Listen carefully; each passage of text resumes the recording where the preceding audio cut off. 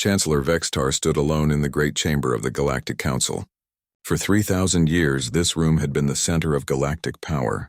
Representatives from 800 species had once gathered here to receive their orders. From the core worlds, now it was empty except for him and the human delegation, President. Kite of Earth sat across from him at the negotiation table. She was smaller than most council leaders, but her presence filled the room.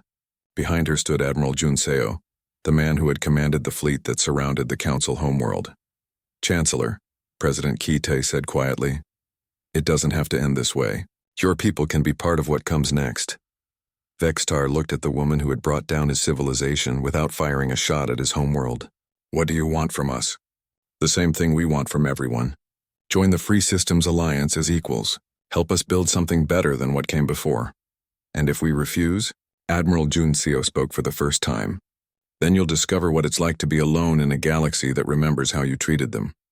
Through the great windows of the chamber, Vextar could see ships from dozens of species surrounding the council homeworld. Species that had been considered primitive just months ago now flew vessels equipped with human technology. The former victims had become the new power in the galaxy. "You've won," Vextar said finally. "Why offer us mercy?" President Kite leaned forward. "Because we didn't come here to replace one form of tyranny with another. We came here to end tyranny altogether." 5 years later, Captain Dae-hyun stood on the bridge of the exploration vessel New Horizons. His crew was unlike anything the old galaxy had ever seen. Humans, former council species, and newly independent races all working together. Lieutenant Hyo-jin, now his first officer, called out from the navigation station, "Captain, we're approaching the Kalari system. They're requesting permission to dock." "Granted," Dae-hyun replied with a smile. The Kalari system was unrecognizable from what it had been under council rule. Instead of primitive mining operations, advanced manufacturing facilities orbited their worlds. Ships built with their own technology filled local space.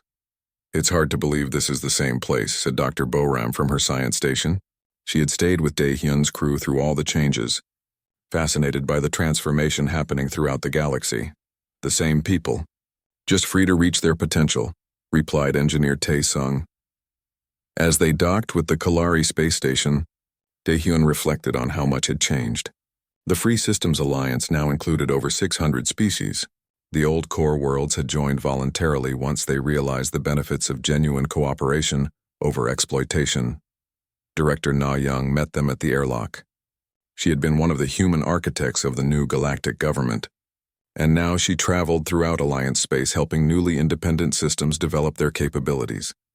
"Captain Dae-hyun, welcome to Kalari Prime Station," she said warmly. "We're grateful for the medical supplies you're carrying." "Happy to help," Dae-hyun replied. "Though I have to ask, don't you have your own medical facilities now?" Na-young smiled. "We do. These supplies are for the Zephyrian refugees." She led them through the station, explaining as they walked. The Zephyrians were from beyond Alliance space, fleeing a war in their home system. Under the old Council system, they would have been turned away as not being Council citizens. Under the Alliance, they were welcomed and given help to rebuild their lives. "The old galaxy would never have done this," Dae-hyun observed. "The old galaxy was built on scarcity and fear," Na-young replied. "The Alliance is built on abundance and hope." They toured the station's manufacturing facilities, where Kalari engineers worked alongside human technicians and scientists from a dozen other species. The technology being developed was beyond what any single species could have achieved alone. "This is what we always could have been," said Dr. Yeon-soo, the Alliance's chief historian. She had spent years documenting the transformation of galactic society. "Imagine if we had started cooperating 3,000 years ago instead of competing." Later that evening, Dae-hyun attended a briefing with Admiral Chang-min, who now commanded the Alliance Defense Force. The military structure was completely different from what the Council had built. "We have defense fleets from over 300 species," Chang-min explained. "But they're not conquest fleets. They exist to protect freedom, not impose it." "What about the threats from outside Alliance space?" asked Dae-hyun. "We handle them the way we handled the Council situation. We offer choices. Join us, leave us alone, or face the consequences of aggression." The map display showed the current state of the galaxy. The Alliance controlled most of known space, Not through conquest but through voluntary membership. A few holdout systems remained independent, and the Alliance respected their choice as long as they didn't threaten others. The hegemony beyond the galactic rim is still a concern, Changmin admitted. They're a genuinely militaristic empire, but they've seen what happened to the Council. They're not eager to test us. As the evening continued, Daehyun found himself in conversation with former council leaders who had joined the Alliance government. They spoke openly about the mistakes of the old system. "We told ourselves we were maintaining peace," said former Admiral Korthun, who now served as a logistics coordinator. "But we were really just maintaining our own power." "What changed your mind?" Daehyun asked, seeing the alternative, seeing what the galaxy could be when everyone was free to contribute. The conversation was interrupted by an urgent communication, a distress signal from the edge of Alliance space. A human colony was under attack by unknown raiders. Within hours, a joint Alliance fleet was en route to provide assistance. Ships from dozens of species, all working together to protect people they had never met, simply because it was the right thing to do. Captain Daehyun watched the fleet depart from the observation deck of the Kalari station.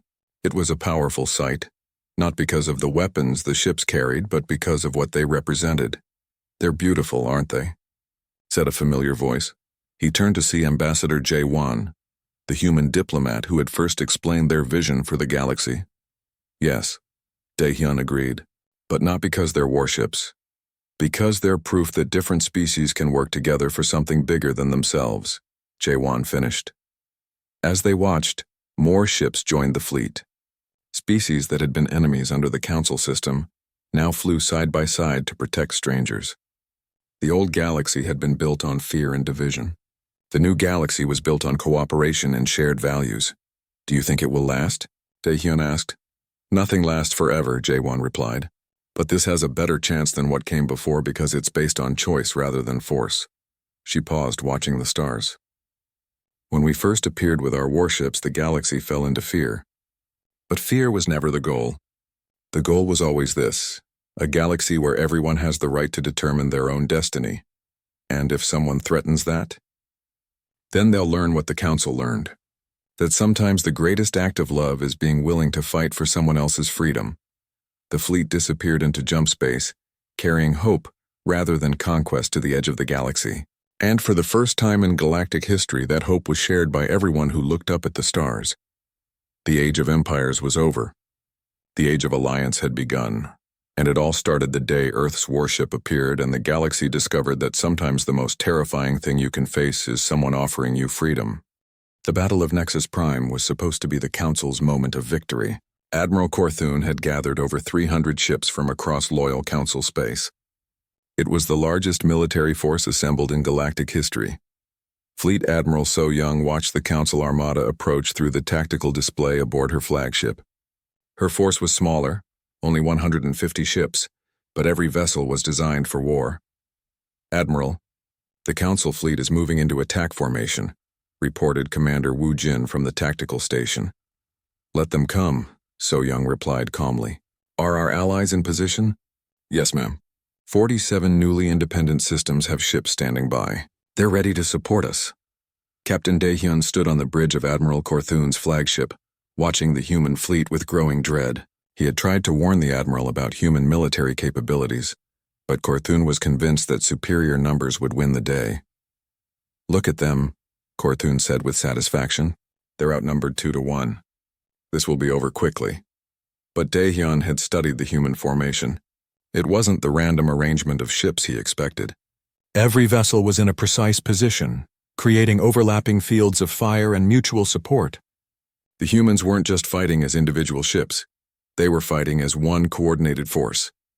"Admiral, perhaps we should try negotiation first," Daehyun suggested. "Negotiation?" Korthun laughed.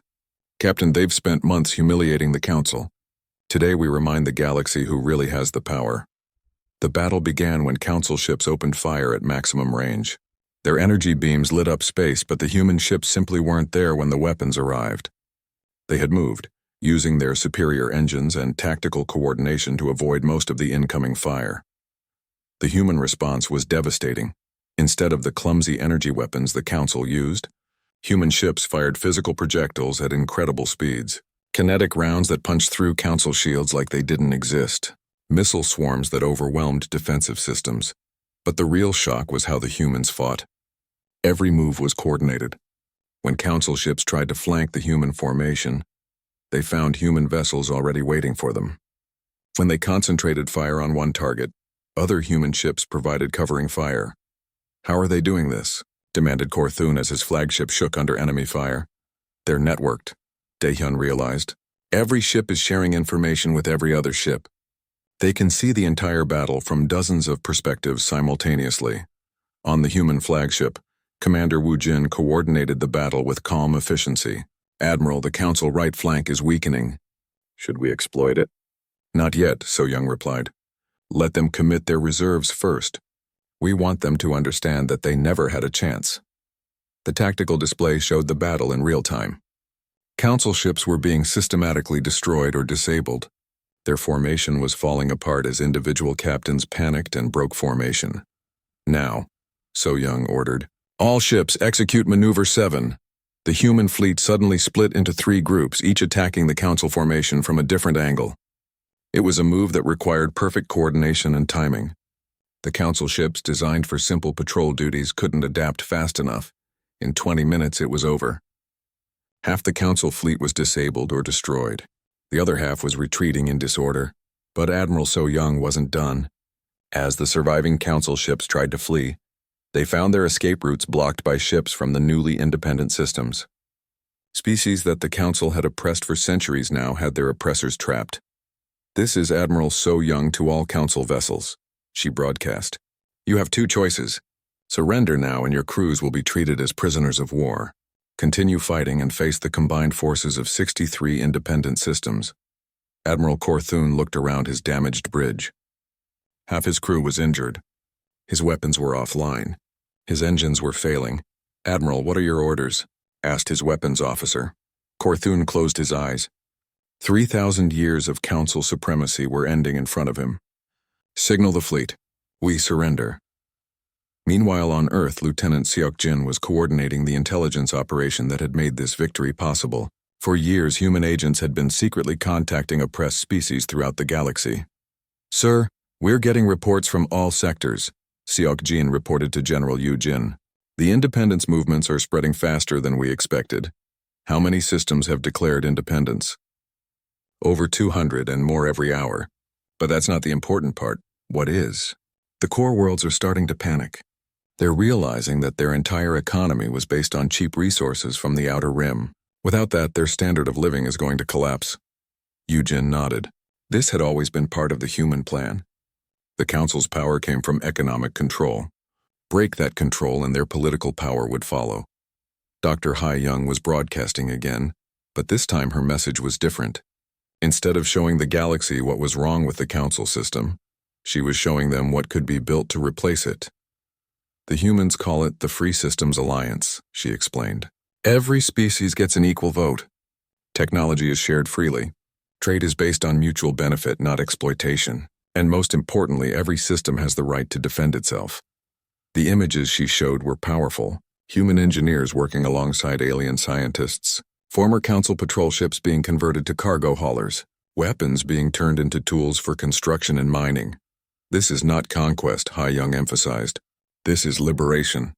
The choice of what comes next belongs to you." Captain Daehyun found himself aboard a human ship again, but this time as a voluntary guest rather than a prisoner. Admiral So Young had asked him to serve as a liaison with the remaining council forces. "You didn't have to do this," he said to Commander Wu Jin as they toured the human vessel. "You could have destroyed our entire fleet." "What would that have accomplished?" Wu Jin replied. "Dead council soldiers can't help build a better galaxy. Besides, we're not the enemy. We never were. Then what are you? We're what happens when a species refuses to accept that injustice is inevitable." They stopped at the ship's medical bay, where wounded council personnel were being treated alongside human casualties. The sight was strange. Former enemies working together to save lives. "Your people have been planning this for a long time," Daehyun observed. 200 years, Wu Jin confirmed. "Ever since we first detected council communications.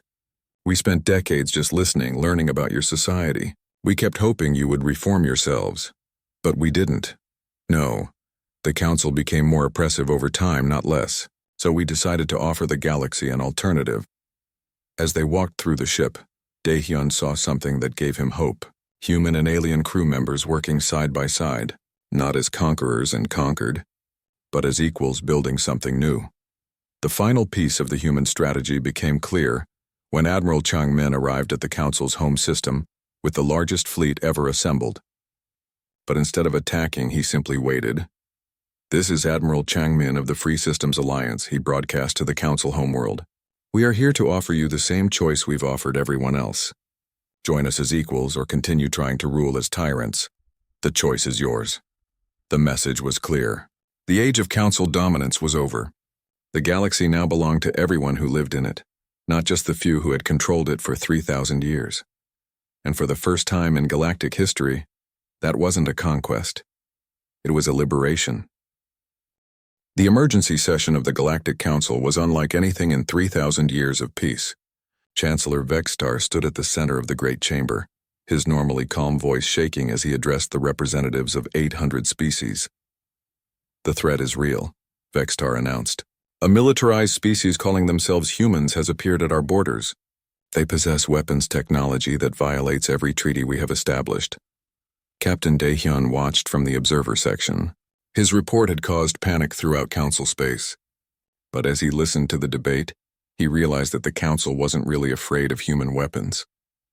They were afraid of human ideas.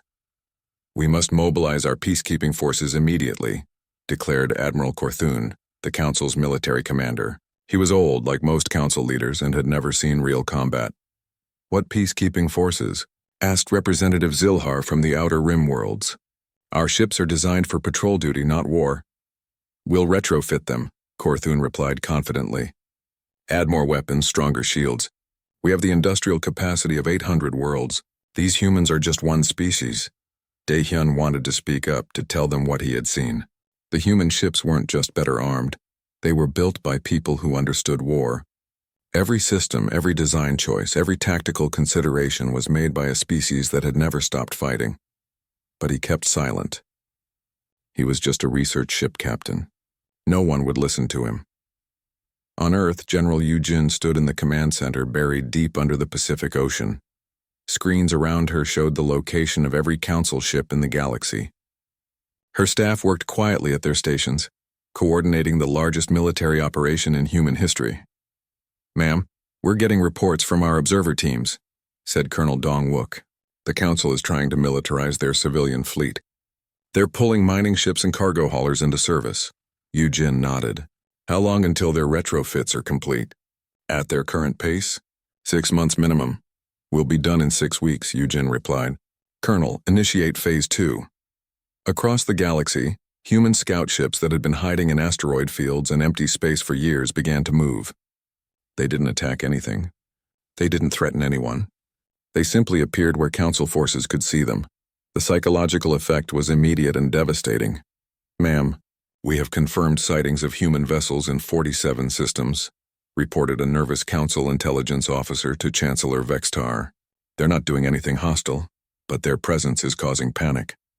Vextar studied the reports with growing dread. The humans had been planning this for decades, maybe centuries. While the Council had been focused on maintaining political control, humanity had been preparing for war.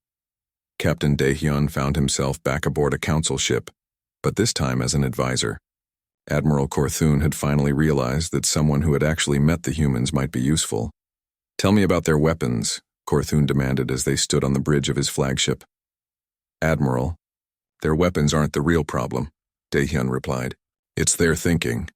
They've been studying warfare for their entire history. They know things about combat that we've forgotten, such as..."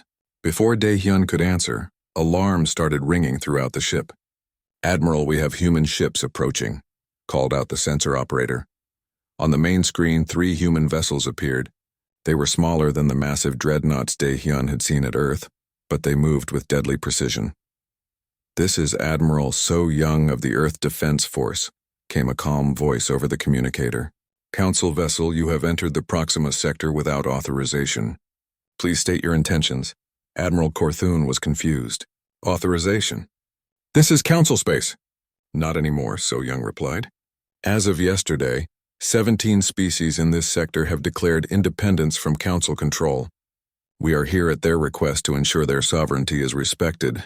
That's impossible. Those species don't have the military capability to resist Council authority. They do now. The human ships moved into formation around the Council vessel.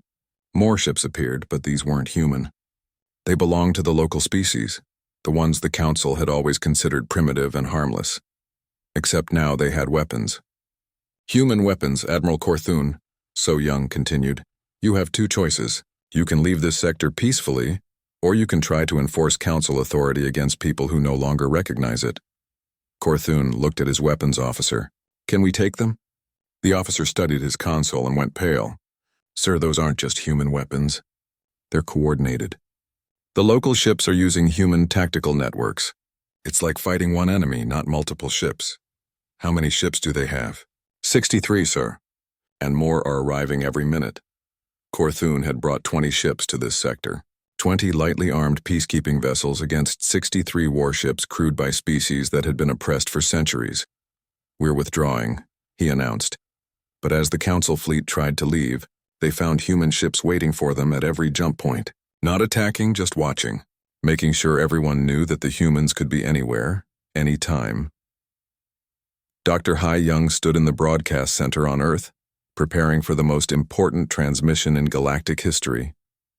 She had spent years studying Council species, learning their languages, understanding their cultures. Begin transmission, she ordered. Across the galaxy, on every frequency and every language, her message began to play. People of the galaxy, my name is Dr. Hai Young, speaking for the human species. For 3,000 years, you have been told that the Galactic Council represents peace and prosperity. Today, we want to show you the truth. The broadcast included footage from Council worlds, luxury beyond imagination for the ruling classes. Then footage from Outer Rim worlds, poverty, suffering, and desperation. The Council maintains order through economic violence, Hai Young continued. They keep entire species poor and dependent. They prevent technological development that might threaten their control. They call this peace, but it is slavery. The most powerful part of the broadcast was the historical section. Young showed the galaxy what real warfare looked like. Human conflicts from their past. World War II, Vietnam, the Middle East conflicts. Images of destruction and death. This is what the Council tells you to fear, she said. But they don't show you what we learned from these conflicts. We learned that some things are worth fighting for. Freedom is worth fighting for. Justice is worth fighting for. The right to determine your own destiny is worth fighting for. The broadcast ended with a simple message. Choose. The effect was immediate. On dozens of worlds, species that had been considered loyal to the Council began to question their situation. Protests started on core worlds. Independence movements formed on rim worlds and everywhere. Human ships appeared to offer a choice that the Council had never allowed. The choice to say no. Captain Dae-hyun watched it all from the bridge of Admiral Korthun's flagship. The Council fleet was retreating toward the core worlds, abandoning system after system as local populations declared independence. They planned this perfectly, he said to himself. What? Asked Lieutenant Hyojin, who had stayed with him through everything. The humans. They didn't come to conquer us. They came to free us. And they're using our own fear of war to do it. On the main screen, more human ships appeared, not attacking, just escorting the Council fleet out of what used to be Council space. The galaxy was changing, and for the first time in 3,000 years, that change wasn't being controlled by the Council. It was being chosen by the people themselves. The docking bay of the human warship was unlike anything Captain Dae-hyun had ever seen. The walls were thick metal covered with warning signs and emergency equipment. Everything looked built for war, designed to keep working even when under attack. Admiral Minho met them at the airlock. He was tall for a human, with gray hair and sharp eyes that seemed to see everything. His uniform was dark blue with strange symbols that Dae-hyun didn't recognize.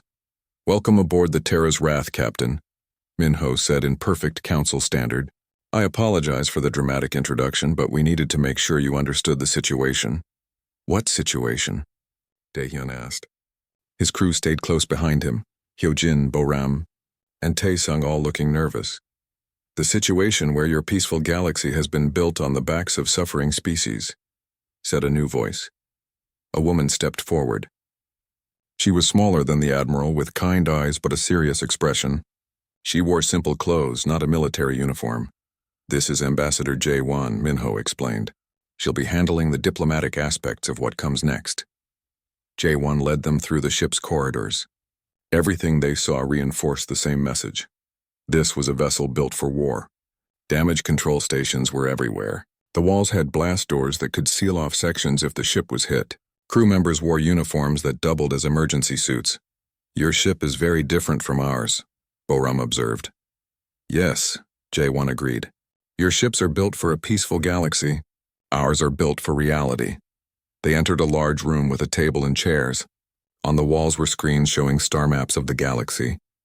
But these maps were different from Council maps. They showed things the Council didn't talk about. Tell me, Jae-won said as they sat down. What do you know about the Kalari system? Tae-hyun thought for a moment. It's a minor system on the outer rim. Low technology level. They trade raw materials to core worlds. Do you know why they only trade raw materials? Because they haven't developed advanced manufacturing yet. Jae-won touched a control and the screen showed the Kalari system in detail. The Kalari had advanced manufacturing 200 years ago. They built their own starships and energy systems. Then the Council decided their technology was dangerous and placed trade restrictions on them. The screen showed more details. Trade routes that avoided Kalari space. Economic sanctions that prevented them from buying advanced equipment. Slowly, their technology level had dropped. Now they can only afford to mine raw materials and sell them cheap to core worlds, Jae-won continued. Their people work in dangerous mines while core world citizens live in comfort. That's economic development policy, Hyojin said weakly. That's slavery with extra steps, Jae-won replied. The screen changed to show another system, then another. Each one told the same story. Species that had been prevented from advancing, worlds that were kept poor so core worlds could stay rich, an entire galaxy where progress was controlled by a few powerful species. How do you know all this? Tae-hyun asked. Because we've been watching, said a new voice. Another human entered the room. She was young, maybe in her 30s, with the look of someone who spent a lot of time studying data. This is Dr. Sun-hee, Jae-won explained. She's our chief strategist. Sun-hee activated more screens around the room. These showed military data, Council fleet positions, weapon capabilities, defensive systems. We've been analyzing your military for 50 years, Sun-hee said. Would you like to know what we found? She didn't wait for an answer. The screens lit up with charts and graphs. The Council has 8,000 ships that it calls peacekeepers, Sun-hee began. But they're not warships. They're police vessels designed for crowd control. Their weapons are meant to disable, not destroy. Their armor is designed to stop small arms, not military-grade weapons. More data appeared. Your crews are trained in diplomacy and law enforcement. They have no experience with real combat. Your tactics are based on overwhelming numbers and superior technology against primitive species. She paused and looked directly at Tae-hyun. Against an opponent with equal or better technology and actual military training, your entire fleet would last about 6 hours. The room went silent. Tae-sung was the first to speak. You're saying you could defeat the entire Council fleet? I'm saying we already have, Sun-hee replied. We've run the simulations thousands of times. Every possible scenario, the outcome is always the same. Admiral Minho leaned forward. But we didn't come here to conquer you. We came here to free you. Free us from what? Tae-hyun asked. From the lie that your system is peaceful, Jae-won answered. Your council maintains order through economic violence. They destroy civilizations without firing a shot. They keep billions in poverty to maintain their power. The screens changed again, showing news reports from across the galaxy, stories that never made it to core world media. Famines on outer rim worlds. Resource wars between desperate species. Entire civilizations slowly dying because they couldn't afford council technology. Every year millions die because your peaceful system denies them medicine, food, and basic technology, Jae-won said. How is that better than war? Tae-hyun felt his worldview cracking. But the council prevents wars.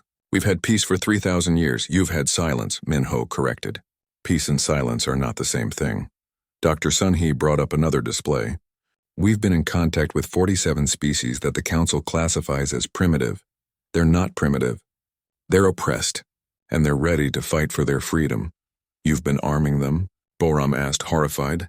We've been teaching them, Jaewon replied. Teaching them that they don't have to accept being treated as less than equals. Admiral Minho stood up. Captain Dae-hyun, you have a choice to make. You can return to the council and report what you've seen here. They'll mobilize their fleets and try to stop us. A lot of people will die, but the outcome won't change. We've been preparing for this for 200 years. He walked to the window, looking out at the stars. Or you can help us do this the right way. Help us show the galaxy that there's a better path than the one the council has chosen. What exactly are you planning? Dae-hyun asked. We're going to give every species in the galaxy a choice, Jaewon said. Stay with the current system or build something better. But we're going to make sure it's a real choice, not one made under economic pressure. Sun-hee added, our scouts are already in position throughout council space, not to attack but to observe. When the council tries to use force to maintain their control, the galaxy will see them for what they really are. And if they don't use force, Hyojin asked, then they'll prove they were never really interested in peace, Minho replied. They were only interested in control. The meeting ended with more questions than answers. As they were escorted back to their ship, Dae-hyun's mind was spinning. Everything he thought he knew about the galaxy had been turned upside down. But as they prepared to leave the human system, one thing was clear. The humans weren't the threat to galactic peace. They might be the solution to galactic tyranny. And that scared the council more than any weapon ever could. Captain Dae-hyun stood on the bridge of his research ship, watching the stars through the main window. The Eternal Harmony was one of the newest ships in the Galactic Council fleet. It had been flying through space for 3 weeks now, heading toward a system at the edge of known space. Captain, we're getting close to the target system, said Lieutenant Hyojin from her station. She was young for a navigation officer, but she had good eyes for reading star maps. The energy readings are getting stronger. Dae-hyun nodded. The council had sent them to check out strange signals coming from this area. For the past 50 years, sensors had picked up weird energy patterns from this region. Most council members thought it was just natural space phenomena. But the patterns were too regular, too organized. Dr. Boram, what do you make of these readings? Dae-hyun asked the ship's scientist. Boram looked up from her console, pushing her glasses up her nose. Captain, I've never seen anything like this. The energy signatures suggest advanced technology, but not like ours. It's different, more violent. The word violent made everyone on the bridge uncomfortable. The galaxy had been peaceful for 3,000 years. The Galactic Council made sure of that. No species was allowed to build weapons of war. Conflicts were solved through trade negotiations and economic pressure. Violence was something that primitive species did before they learned better. Violent how? Asked Engineer Tae-sung from the back of the bridge. He was responsible for keeping the ship running, and he didn't like surprises. The energy patterns show controlled nuclear fusion on a massive scale, Boram explained, but not for power generation. This looks like weaponized fusion, and there are signs of kinetic acceleration systems, devices designed to throw objects at incredible speeds. Dae-hyun felt a chill run down his spine. Are you saying someone in this system has weapons? Not just weapons, Captain. Military-grade weapons, the kind that could destroy entire fleets. The bridge fell silent. In 3,000 years of galactic peace, no one had seen real weapons of war. The Council's peacekeeping ships had light energy beams for crowd control and mining tools. Nothing more. We should report this to the Council immediately, said Hyojin, her voice shaky. Not yet, Dae-hyun replied. We need more information. If there really is a militarized species out here, the Council needs to know everything about them. The Eternal Harmony moved deeper into the system. Soon they could see the local star, a yellow sun much like the ones that warmed many Council worlds.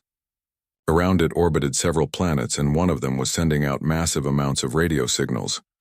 Captain, I'm picking up thousands of communication channels from the third planet, reported Hyojin. The signals are in hundreds of different languages, but our computers are starting to decode them. What are they saying? Dae-hyun asked. Boram worked at her station for several minutes. Her face grew pale as she read the translations. Captain, these beings call themselves humans, and according to their communications, they've been watching us. Watching us? What do you mean? They've been intercepting our communications for decades. They know about the Galactic Council. They know about our trade routes, our military capabilities, our political structure. They know everything about us, but we know nothing about them. Tae-sung moved closer to the main screen. How is that possible? Our sensors should have detected any advanced civilization years ago. That's just it, Boram said, her voice getting quieter. They've been hiding. Look at this. The main screen showed the third planet, a blue and green world with white clouds. But as their sensors adjusted, they began to see something that made everyone's blood run cold. Hidden on the dark side of the planet's moon were massive structures, ships, dozens of them. Each one was bigger than any vessel in the Council fleet, and they were clearly built for war. Their hulls were thick with armor plating. Strange tubes and arrays covered their surfaces, weapons that no Council species could even imagine. Those aren't exploration ships, whispered Hyojin. No, agreed Daehyun. Those are warships. As they watched, more ships became visible. Some were hidden in asteroid fields. Others floated in the outer system, their engines cold and dark. The humans had built an entire fleet, and they had kept it secret from the galaxy. Captain, Tae-sung said urgently, I'm detecting movement. Several of those ships are powering up their engines. They know we're here, Boram added. I'm reading active sensor sweeps coming from at least 12 different vessels. Daehyun made a quick decision. Hyojin, plot a course back to Council space. Maximum speed. Already done, Captain. But as the Eternal Harmony began to turn away from the system, massive shapes appeared around them. The human warships moved like nothing the Council had ever seen. They were fast, silent, and deadly looking. The largest ship positioned itself directly in front of them. It was 3 times the size of their research vessel, covered in gun ports and missile tubes. Strange writing covered its hull, along with symbols that looked like weapons and skulls. Captain, we're being scanned, reported Boram. Their sensors are incredibly powerful. They're reading everything about our ship, our design, our weapons, our crew complement. A new voice came over the communication system. It spoke in perfect Council standard with only a slight accent. Council vessel Eternal Harmony, you have entered human space without permission. Cut your engines and prepare to be boarded. Daehyun looked at his crew. They were scientists and explorers, not soldiers. They had no idea how to handle a situation like this. This is Captain Daehyun of the Galactic Council Research Division. We mean no harm. We're simply investigating unusual energy readings in this region. We know who you are, Captain. We know everything about the Galactic Council. The question is, what do we do with you now that you've seen too much? The human ships moved closer. Their weapons were powered up and ready to fire. The Eternal Harmony was completely surrounded. You've been watching us, Daehyun said into the communicator. For how long? Long enough to know that your peaceful galaxy isn't as peaceful as you pretend. Long enough to know that someone needs to do something about it. What do you mean? You'll find out soon enough, Captain. The galaxy is about to change. The question is whether you want to be part of that change, or whether you want to try to stop it. The communication ended. The human warships held their position, waiting. Captain Daehyun realized that everything he thought he knew about the galaxy was wrong. And somehow he suspected that the humans were just getting started.